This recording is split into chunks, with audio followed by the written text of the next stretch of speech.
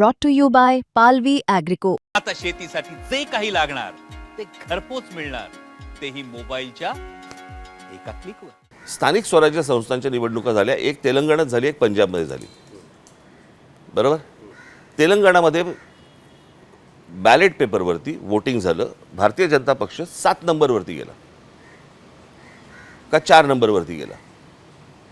4 नंबरवरती मला असं वाटतं. आणि पंजाबमध्ये झालं, तिकडे 7 नंबरवरती गेला बॅलेट पेपरवरती वोटिंग झाल्यावरती. हे कसं काय? पण या दोन्ही राज्यामध्ये भाजप नाहीच आहे ना. अहो पण मग इथे घ्या ना.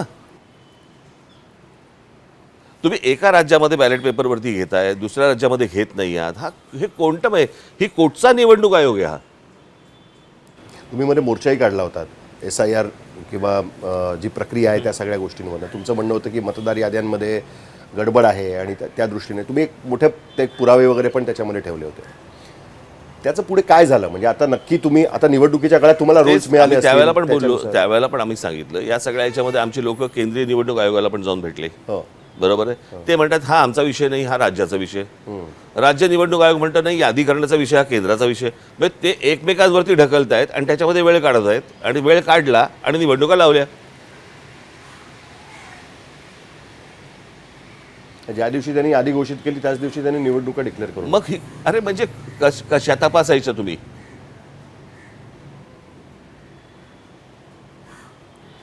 पण ह्याचा सगळा त्रास असताना सुद्धा तुम्ही अलायन्स. मी तर सांगतच होतो त्यांना. मी तुम्हाला आठवत असेल, मी 2017ला जॉईंट प्रेस कॉन्फरन्स करवली. जॉईंट प्रेस कॉन्फरन्स नाही, मी त्यावेळेला त्या सोनिया गांधींना भेटलो होतो. मी त्यावेळेला ममता बॅनर्जींना भेटलो होतो. मी शरद पवारांना भेटलो आणि मी त्याला सांगितलं होतं लोकसभा निवडणुकीवरती तुम्ही बहिष्कार टाका. भारतामध्ये ही एक जागतिक बातमी होऊ देत की आपण ज्याला म्हणतो ना सगळ्यात मोठी लोकशाही असलेला हा देश. सगळ्यात मोठी लोकशाहीला काय अर्थ नाही आहे. सगळ्यात मोठी लोकशाही म्हणजे फक्त पॉप्युलेशन नाही, नाही तर सगळ्यात मोठी लोकशाहीला काय अर्थ आहे? पण अशा देशामध्ये विरोधी पक्ष संपूर्णपणे निवडणुकीची प्रक्रिया चुकीची चालू आहे याच्यावरती बहिष्कार टाकतो. मला असं वाटतं ही जागतिक बातमी आहे. आज सगळे विरोधी पक्ष पार्लमेंटमध्ये त्याच्यावरनच तर त्यांनी पूर्ण चर्चा मागितली. मी आता हे जेव्हा चालू होतं विधानसभेच्या निवडणुका झाल्यानंतर ज्यावेळेला हे सगळे मतार याद्या खोट्या वगैरे, त्याला मी उद्धवला पण सांगितलं होतं, बाकीच्यांना पण सांगितलं होतं का निवडणुका लढवतोय आपण. पण निवडणुका तर लढवाव्या लागतीलच. हो पण त्याशिवाय लोकांपर्यंत कसं जाता येईल? आणि काय करायचं? लोकांपर्यंत गेलो, लोकांनी मतदान केलंय पण ते आमच्यापर्यंत पोहोचत नाही म्हणजे काय अर्थ आहे का त्याला काही? तुम्हाला 2024 हेच जाणवलं होतं लोकसभा निवडणुकीच्या. एक गोष्ट कळत नाही, मॅच फिक्सिंग वरती तुम्ही अझरुद्दीन जडेजाला काढून टाकत ना रे. मग इथे नाही कोणाला काढणार?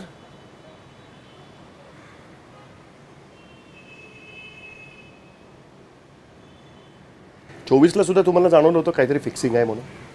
24ला लोकसभा निवडणुकीच्या दरम्यान आणि या सगळ्या ह्याच्यामध्ये लोकसभेच्या वेळेला म्हणजे लोकसभा निवडणुकीच्या वेळेस तेव्हा सुद्धा तुम्हाला असं वाटलं होतं कुठे की याच्यामध्ये नाही? पण माझं तेच तर म्हणणं आहे ना की या सगळ्या ह्याच्यामध्ये एकदा फेअर इलेक्शन होऊन देत ना. दूध का दूध पाणी का पाणी होऊन जाऊन देत. 24चे महाराष्ट्रातले निकाल फार वेगळेच लागले होते. नाही 24चे महाराष्ट्रातले निकाल नाही, देशातले निकाल वेगळे लागले. तेच म्हणलं, बरोबर महाराष्ट्रात आहे. त्यातला एक माझं तेच म्हणणं आहे आहे. की जर समजा ते निकाल वेगळे लागले तर विधानसभेचे निकाल वेगळे का लागले? इतका सोपा प्रश्न आहे की नाही? महापालिकेचे वेगळे लागू शकतात. आपण साधी गोष्ट पकडूया ना की साधारणपणे लोकसभेला काँग्रेसला महाराष्ट्रामध्ये 15 खासदार आले. बरोबर ना? 13 खासदार आले. साधारणपणे 6 विधानसभा पकडून एक लोकसभेचा मतदारसंघ येतो. बरोबर. आपण 6 आमदारांमध्ये ज्या वेळेला एक खासदार निवडून येतो त्यावेळेला किमान काँग्रेसचे 3 तर आमदार निवडून यायला पाहिजेत 6 महिन्यात. इतका विचारांमध्ये फरक पडत नसतो ना 6 महिन्यात. बरोबर. किती आले त्यांचे आमदार निवडून? 17. 6 महिन्यात फरक पडला. 6 महिन्यात लाडकी बहीण योजना पोहोचली.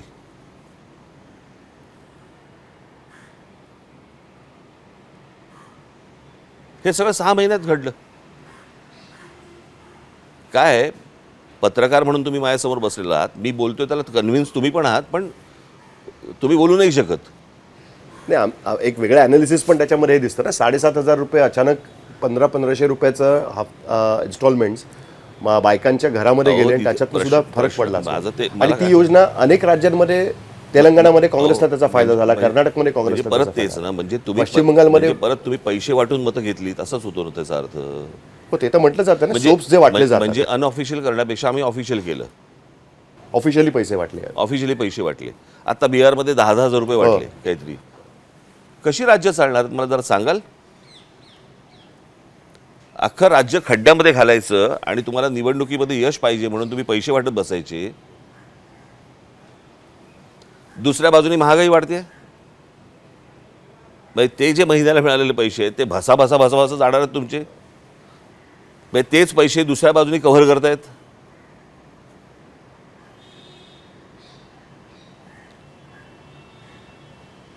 मला एवढंच फक्त वाटते महाराष्ट्रातल्या जनतेने या गोष्टींचा विचार करणं गरजेचं आहे. क्षणिक काही गोष्टींसाठी म्हणून आपण एक लॉंग टर्म बर्बादी आपण बघतो. हे मला असं वाटतं महाराष्ट्राला परवडणार नाही, देशालाही परवडणार नाही.